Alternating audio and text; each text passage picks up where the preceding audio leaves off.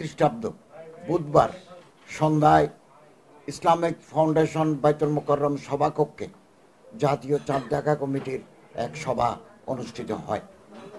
সভায় 1446 হিজরি সালের পবিত্র জিলহজ মাসের চাঁদ দেখা সম্পর্কে সকল জেলা প্রশাসন, ইসলামিক ফাউন্ডেশনের প্রধান কার্যালয়, বিভাগীয় জেলা কার্যালয়সমূহ, বাংলাদেশ আবহাওয়া অধিদপ্তর এবং মহাকাশ গবেষণা ও দূর অনুধাবন প্রতিষ্ঠান হতে প্রাপ্ত তথ্য নিয়ে পর্যালোচনা করে দেখা যায় যে বাংলাদেশের আকাশে পবিত্র জিলহজ মাসের চাঁদ দেখা গিয়েছে। ওয়ালটন বিএলডিসি ফ্যান, খরচ বাঁচে 65% পর্যন্ত। ওয়ালটন বিএলডিসি ফ্যান ছড়ায় স্বস্তির সবুজ হাওয়া। এমতাবস্থায় আগামী 15 জ্যৈষ্ঠ 1432 বঙ্গাব্দ 29 মে 2025 খ্রিস্টাব্দ বৃহস্পতিবার থেকে 1446 হিজরি সালের পবিত্র জিলহজ মাস গণনা শুরু হবে।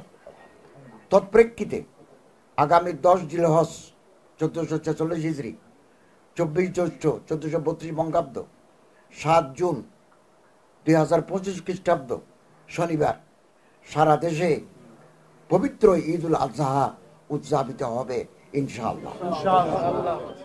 পবিত্র ঈদ উল আজহা উপলক্ষে আমি দেশবাসীকে জানাই অগ্রিম ঈদের শুভেচ্ছা।